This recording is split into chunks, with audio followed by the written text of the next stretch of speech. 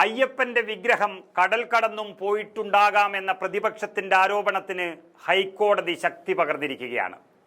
ശബരിമലയിൽ പിണറായി വിജയൻ സർക്കാർ നടത്തിയത് അന്താരാഷ്ട്ര വിഗ്രഹക്കടത്താണ് എന്നുള്ള സംശയം പ്രകടിപ്പിച്ചിരിക്കുന്നത് ബഹുമാനപ്പെട്ട ഹൈക്കോടതിയാണ്.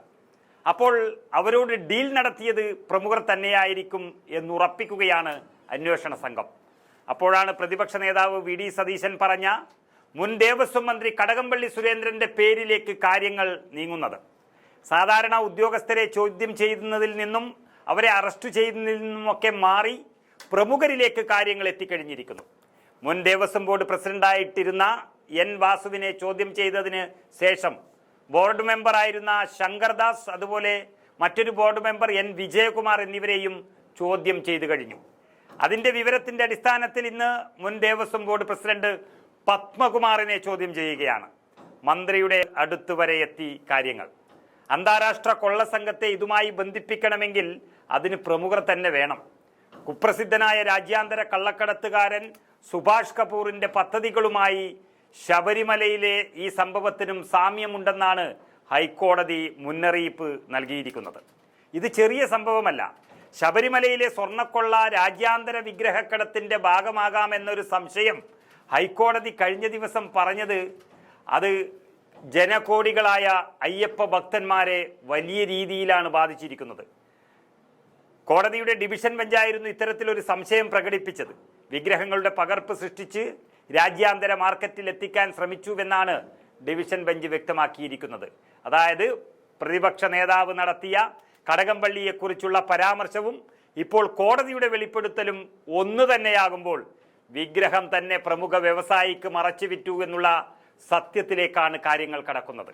പ്രമുഖരുടെ വീട് തേടി എത്തുകയാണ് അന്വേഷണ സംഘം. പ്രമുഖരായ 2 ദേവസ്വം ബോർഡ് അധ്യക്ഷന്മാരെ ചോദ്യം ചെയ്യുന്നതോടെ അടുത്തത് ദേവസ്വം മന്ത്രിയാകുമെന്നതിലും സൂചന ലഭിക്കുകയാണ്. അതിൻ്റെ വേഗത കൂട്ടിയിരിക്കുന്നു എന്ന് തെളിയിച്ചുകൊണ്ട് ശബരിമല സ്വർണ്ണക്കൊള്ളക്കേസിൽ സന്നിധാനത്ത് പരിശോധന തുടർന്നുകൊണ്ടിരിക്കുകയാണ് പ്രത്യേക അന്വേഷണ സംഘം. കട്ടിളപ്പാളിയിലെ സ്വർണ്ണക്കൊള്ളയുമായി ബന്ധപ്പെട്ട കേസിലാണ് ഇപ്പോൾ SIT അരിച്ചു പെറുക്കി പരിശോധന നടത്തുന്നത്. ശാസ്ത്രീയ പരിശോധനയ്ക്കും SIT ലക്ഷ്യം വെക്കുന്നുണ്ട്. എല്ലാം അരിച്ചു പെറുക്കാൻ 2018 മുതലുള്ള ദേവസ്വം ജീവനക്കാരുടെ വിവരങ്ങളെല്ലാം SIT ശേഖരിച്ചു കഴിഞ്ഞു, എല്ലാം ഭദ്രമായി സൂക്ഷിച്ചു കഴിഞ്ഞു. ഇനി പിണറായിയുടെ ഭരണ തുടക്കത്തിൽ തന്നെ നമുക്കറിയാം പ്രസിഡന്റായി ഉണ്ടായിരുന്നത് പത്മകുമാറാണ്. അന്ന് ദേവസ്വം കമ്മീഷണറായി എൻ വാസുവും ദേവസ്വം മന്ത്രിയായി കടകംപള്ളി സുരേന്ദ്രനുമാണ് ഒന്നാം പിണറായി സർക്കാരിൻ്റെ തുടക്കത്തിലുണ്ടായിരുന്നത്. കാട്ടിനുള്ളിലെ അയ്യപ്പന്റെ സ്വർണം നാട്ടിലേക്കും നഗരത്തിലേക്കും കടത്തിക്കളയാമെന്ന ഇവരുടെ ചിന്തകളാണ് ഇതിനു പിന്നിലെന്ന മൊഴികൾ SIT സംഘത്തിന് ലഭിച്ചു കഴിഞ്ഞു. ഇന്നലെയായിരുന്നു SIT സംഘം സന്നിധാനത്ത് എത്തിയത്. സ്വർണ്ണക്കൊള്ള നടന്ന കാലഘട്ടത്തിലെ വിവരങ്ങൾ അവരെല്ലാം ശേഖരിച്ചു വെച്ചു. നിർണായക വിവരങ്ങൾ SITക്ക് ലഭിച്ചു എന്നുള്ളതാണ് ദേവസ്വം ബോർഡിനെ സംബന്ധിച്ചുള്ള ബന്ധപ്പെട്ടവർ നൽകുന്ന സൂചന. അതിനിടെ ദേവസ്വം ബോർഡ് ആസ്ഥാനത്തും SIT സംഘം എത്തി പരിശോധന നടത്തി.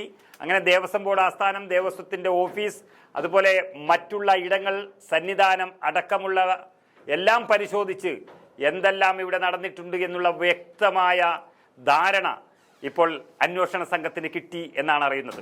ചീഫ് എഞ്ചിനീയറുടെ ഓഫീസിലാണ് പരിശോധന നടന്നിരിക്കുന്നത്. കട്ടിളപ്പാളിയുടെ പകർപ്പുണ്ടാക്കാനുള്ള അനുമതിയെക്കുറിച്ചടക്കമാണ് അന്വേഷണം നടത്തുന്നത്. അനുമതിയുടെ രേഖകൾ കിട്ടി എന്നുള്ള വിവരം ലഭിച്ചിരിക്കുന്നു. കട്ടിളപ്പാളിയിലെ സ്വർണ്ണമോഷണവുമായി ബന്ധപ്പെട്ട കേസിൽ ദേവസ്വം ബോർഡിന്റെ മുൻ പ്രസിഡന്റും തിരുവാഭരണം മുൻ കമ്മീഷണറുമായ വാസുവിനെ 3ാം പ്രതിയായിട്ടാണ് ഇപ്പോൾ ചേർത്തിരിക്കുന്നത്.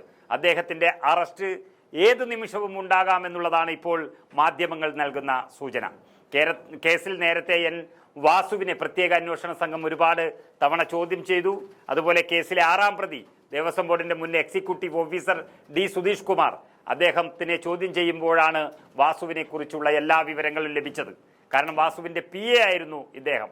അങ്ങനെ ആരെല്ലാം സ്വർണം മോഷ്ടിച്ചുവെന്നും ആരൊക്കെയാണ് ഇതിന് പിന്നിലെന്നും വളരെ വ്യക്തമായ സൂചനയും തെളിവും സുധീഷ് കുമാറിന്റെ മൊഴിയിൽ നിന്നും SITക്ക് ലഭിക്കുകയും അതുപ്രകാരം ഹൈക്കോടതിക്ക് എല്ലാ സത്യങ്ങൾ അവർ അറിയിക്കുകയും ചെയ്തിരിക്കുകയാണ്.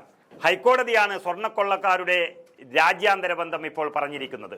ഇതേ സംഭവമാണ് വിഗ്രഹം കടല് കടന്നിട്ടുണ്ട്, അങ്ങനെ പോയിട്ടുണ്ട് എന്ന സൂചന പ്രതിപക്ഷം ആദ്യം തന്നെ നൽകിയത്. അതാണ് സംഭവിക്കാൻ പോകുന്നത്.